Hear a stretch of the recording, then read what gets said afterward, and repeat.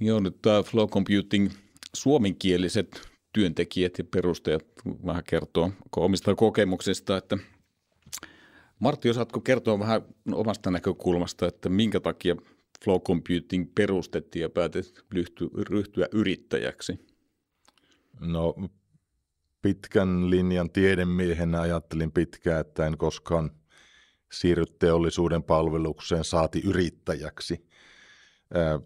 Tieteellinen tutkimus eteni kuitenkin hyvin ja sitten kun olimme kollegoiden kanssa saaneet vietyä tutkimusta siihen pisteeseen, että suuri osa tieteellisistä rinnakkaislaskennan haasteista oli ratkaistu, niin huomasin sitten yllättäen, että VTT, jossa työskentelin siihen aikaan, ei voinutkaan enää tutkimuslaitoksena tarjota mahdollisuuksia edetä pitemmälle. Silloin olisi edessä ollut nimittäin etsiä keinoja siirtyä niin kuin toteutuksen puolelle. Ja samaan aikaan VTT sitten alkoi etsimään keinoja, että miten tämä tutkimus voitaisiin kaupallistaa. He olivat huomannut saman asian ja avasivat sitten ovia niin kuin tätä kaupallistamista tukevien asiantuntijoiden löytämiseen ja itsekin aloin lämmitä ajatukselle, että voisin sittenkin harkita yrittämistä tällä alalla ja sitten aloitettiin VTT:llä yrityshautomossa Launchpadissa ja siellä tavattiin sitten erinäisten vaiheiden jälkeen Timo, joka ryhtyi meitä auttamaan, eli sinut ryhtyi auttamaan meitä kaupallistamishankkeessa. Tästä oli suuri apu meille ja kaupallistaminen ei mitenkään olisi ollut mahdollista meille tiedemiehille ja loppu oikeastaan historiaa. Joo, entäs Jussi sun puolesta, että kuitenkin aloitit Martin kanssa silloin jo tutkimaan yhdessä ja viemään teknologiaa eteenpäin ennen kuin kaupallistamiseen ryhdyttiin. Että mikä sai sut sit myöskin lähtemään ja menemään tähän pisteeseen asti, että ryhdyit yrittäjäksi ja perustettiin Flow? Joo, VTT:llä vuosien aikana tehtiin parikin kokeiluversiota tästä ohjelmoitavilla piireillä ja se, niin kuin Martti jo mainitsikin, alkoi näyttää, että se on oikeasti todella hyvä ja olisi syytä saada eteenpäin VTT:n jälkeen. Tai VTT:ltä on käytäntönä, että ne sitten spin-offataan ja tähän tilanteeseen se sopii oikeinkin hyvin.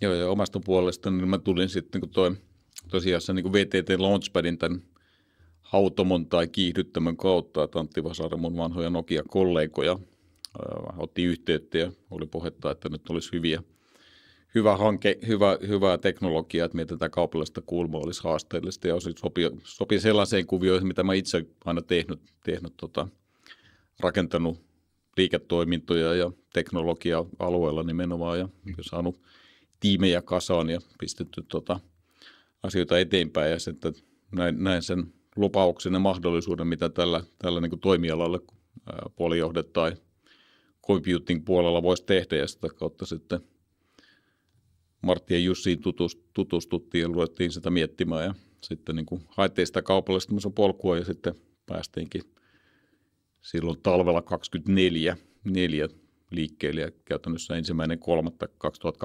silloin aloitettiin toiminta itsenäisenä yrityksenä ja oikeastaan myöskin niin kuin jälkikäteen huomannut, että vaikka mä olin pitkä ura Nokialla, mä olin aina siellä yrittäjätapaisissa rooleissa ja toiminut niin kuin sisäisenä yrittäjänä sellaisissa asioissa, mitkä oli strategian ja kaupallistamisen ja high-techin niin kuin kohtauspisteessä ja tämä oli semmoinen sitä niin kuin luonnollinen jatke siihen, mitä mä oon aina koko urani tehnyt ja oli mahtavaa olla sitten niin kuin lähteä tekemään tätä. Entäs Ankela sun puolesta, sä tulit sitten tässä niin kuin viime vuoden loppupuolella mukaan mukaan ensimmäisen meidän niin kuin markkinointipuolen, viestinnän puolen työntekijänä. Miltä sun työpäivä näyttää nyt sitten, kun toimit tämmöisessä uudenlaisessa high-tech startup-yrityksessä? Hyvä kysymys. Se riippuu, mutta ehkä joskus katson kampanjoiden analytiikkaa, kirjoitan sisältöä, tehnyt ja testannut automaatioita, kirjoitan verkkosivujen tekstiä ja kuvaa, teen kuvaa ja videota, teen julkaisut ja analysoin niitä, teen yhteys ja suunnittelen strategiaa, varmistan, että kaikki on brändin mukaista ja työskentelen siinä kanssa markkinointistrategiaa. Joo, ja miltä se Martti sun päivä näyttää tyypillisesti, että vähän erinäköisissä haasteissa kuin Ankelo? Joo, no minä olen, niin kuin tuosta kävi jo aikaisemmin esille, pitkän linjan tiedemies ollut tässä ja tietysti siihen totuin siihen, mutta tämä ei kokonaan ole täysin erilaista, mitä sitten VTT:llä tai aikaisemmin yliopistolla tehtiin. Mutta tässä on aika monipuolisia komponentteja. Tätä tutkimus- ja tieteellisten ongelmien ratkaiseminen, se ei oikeastaan eroa juurikaan yliopistosta tai tutkimuslaitoksesta, mutta sitten me käydään keskusteluja nykyisten ja potentiaalisten tulevaisuuden sijoittajien kanssa, rahoitushakemisten tekemistä on ja raporttien laatimista, keksintöilmoitusten kirjoittamista sopivasti lomitellen. Joskus tehdään rekrytointia ja jos se onnistuu, niin perehdytetään työntekijöitä sitten tähän työhön, mikä on ehkä vähän erilaista, mihinkä työntekijät on tottunut. Myös vaikka olen niin kuin tieteelliseltä ja tekniseltä puolelta ja teknologian johtajana, niin tässä on nyt sitten kuitenkin markkinoinnin ja viestinnän suunnittelua yhdessä Timon kanssa. Tietysti teen myös esitelmiä ja havaintomateriaalia ja välillä esitänkin. Sitten vielä voisin mainita, että teen yhteistyötä tietysti kääntäjä- ja laitteistotiimien kanssa, mitkä on meidän päätiimit ja sitten itse osallistun muun muassa suorituskykymittauksiin ja vähän ohjelmointiasioihinkin. Joo, miltä Jussi sun päivät yleensä näyttää, että minkälaisia asioita työarkeen sattuu eteen?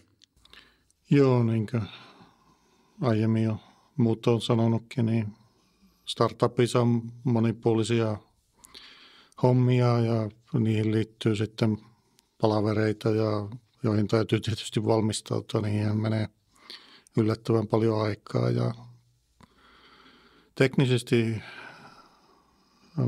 minä olen enemmän hardispuolella, mutta se nyt sinällä on, niin kuin Martti sanoo, samantyyppistä kuin on aiemminkin VTT:llä. Joo, mun päivät taas on semmoisia aika monipuolisia, että aika monen suuntaan pitää tehdä töitä, että niin kuin sijoittajien kanssa, sijoittajaviestintää, sijoittajille kommunikaatiosta, esityksiä, introja, ja niin kuin kontaktointeja, jonkinlaisia niin kuin eventtejä kanssa tulee paljon, ja sitten asiakasprospektien suuntaan viestintää ja niiden kanssa kommunikointia, myöskin suunnitellaan niitä yhdessä ja tehdään askelmerkkejä ja pohditaan. Myöskin meillä on sitten niin kuin tämmöistä niin kuin toimialaan syvälti tuntevia ja hyvin verkottuneita apuja mukana tavallaan tämmöisessä laajennetussa tiimissä advisoreina, mitä ollaan pystytty käyttämään ja luomaan sitten kontakteja ja saamaan ihan niin kuin päätöksentekijöihin yhteyksiä ja saamaan sinne jalansijan, niin niiden jalansijojen vahvistaminen ja sitä kautta eteenpäin vieminen ja mitä viedään eteenpäin. Paljon menee aikaa tiimin kanssa, työntekijöiden kanssa, rekrytointeja, ihan vaan sitten, että miten me pidetään tiimiä kasassa ja kehitetään niin kuin toimintaa me eteenpäin ja viestintää, esitysten tekemisiä ja dokumentaatioita. Ja tietenkin yksi missä menee meillä nyt sitten hallitukset pyörii, että hallitustyöskentelyä ja hallituksen niin kuin siihen liittyvät asiat ja myöskin sitten taas meillä on niin kuin business controlin ja laskennan ja kirjanpidon puolelta myöskin sitten niin kuin yhteistyökumppaneilta, mitä katsotaan, että saadaan myöskin finanssimielessä kaikki asiat kondikseen ja pidetään niin kuin sitä puolta kirjanpidot kohdalla ja tilintarkastukset tehtyä ja kaikkea muuta. Niin, että tässä niin kuin aika paljon moneen suuntaan saa tehdä ja päivät on hyvinkin mielenkiintoisia, että ei ole sitä samaa että aivan tämmöistä yleismies-jantushommaa kuitenkin, mitä pitää tehdä. Ei tule aika pitkäksi. Mutta hei, kiitoksia meidän suomenkielisille studio-osallistujille ja mukava käydä tätä keskustelua teidän kanssa. Kiitoksia.